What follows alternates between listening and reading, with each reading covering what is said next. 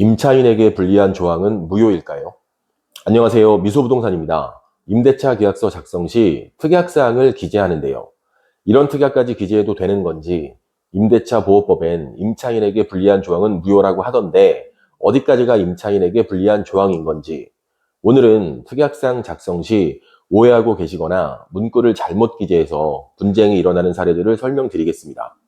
먼저 원칙부터 설명드리겠습니다. 민법상 쌍방이 합의했다면 내용의 유불리를 떠나서 합의된 내용을 이행해야 합니다. 내가 생각할 땐 나한테 불리한 조건이라 하더라도 계약 시 동의하고 서명했다면 나중에 후회해도 방법이 없다는 얘기입니다. 하지만 가장 많이 오해하고 계시는 내용이 있습니다. 바로 주택임대차 보호법 제10조에 있는 이 법에 위반된 약정으로서 임차인에게 불리한 것은 그 효력이 없다라는 조항입니다. 보통 중개업자분들이 임차인에게 불리한 조항은 무효입니다 라고 설명하는데 아마 한 번쯤은 들어보셨을 겁니다. 이 조항은 강행 규정이기 때문에 당사자 간의 합의가 있다 하더라도 강제적으로 우선해서 적용되는 법률입니다. 하지만 중개업자분들조차도 이 조항을 너무 과신하는 경향이 있습니다. 예를 들어 월세 계약서를 작성하면서 임차인이 월세를 미납하는 경우 연 20%의 이자를 지급한다 라는 특약은 무효일까요? 현재는 약정이 없다면 민법상 법정 이자는 5%이고요. 승소 판결을 통해 채무불이행 이자를 청구하는 경우라 하더라도 12%를 적용하고 있습니다. 따라서 연 20%의 이자는 아무리 생각해도 임차인에게 불리한 조항이니 무효이지 않을까요? 아닙니다. 임차인은 연 20%의 이자를 지급해야 합니다.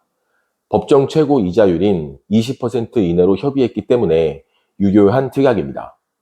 또 다른 사례도 살펴보겠습니다. 계약기간 중에 10만 원 이내로 수리비가 청구되는 경우 임차인이 비용을 부담하기로 한다. 이 특약사항 역시 임차인에게 불리한 조항이니 무효일까요?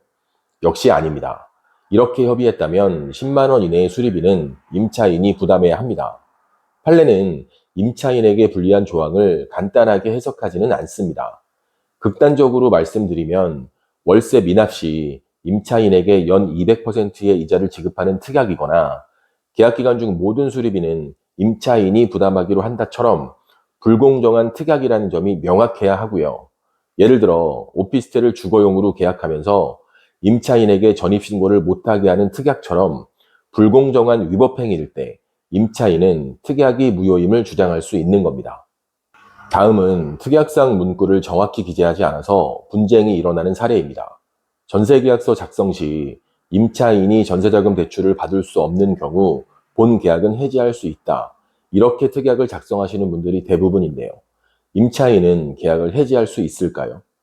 빈번하게 일어나는 사례이니 꼭 기억하시길 바랍니다. 임차인은 금리가 저렴한 허그 상품으로 전세자금 대출을 받으려고 했습니다. 하지만 계약하려는 집에 대출이 있어서 전세자금 대출이 어렵다고 하는데요. 임차인은 당연히 계약을 해지하려고 합니다. 임대인은 전세보증금 받은 금액으로 대출금을 전액 상환해서 융자가 없는 상태가 될 텐데 뭐가 문제냐고 합니다. 알고 계시는 분들도 있을 텐데요. 허그 전세자금 대출은 상환 조건으로는 대출 진행이 어렵습니다. 하지만 일반 은행이라면 가능합니다. 따라서 임차인은 금리가 저렴한 허그 전세자금 대출을 받을 수 없으니 계약을 해지해 달라고 하고, 임대인은 일반 전세자금 대출은 가능하니 계약을 해지하고 싶으면 계약금을 포기하고 해지하라고 합니다.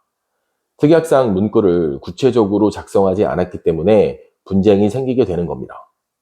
특약사항에 허그 전세자금 대출을 받을 수 없는 경우 임차인은 계약을 해지할 수 있다 라고 기재하거나, 임대인 또는 임대 목적물의 하자로 인해 임차인이 전세자금 대출을 받을 수 없는 경우 본 계약을 해지할 수 있다, 이렇게 구체적으로 기재되어 있었다면 분쟁이 일어나는 일은 없었을 겁니다. 물론 중개업자가 계약 전에 임차인이 어떤 전세자금 대출을 이용하는지 확인했다면 더 좋았을 거고요.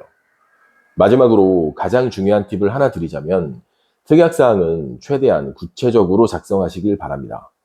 중개업자 분들도 계약서 작성 시 함축되고 정제된 언어로만 계약서를 작성하려고 하시는데요. 아닙니다.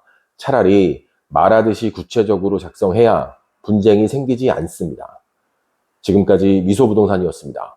감사합니다.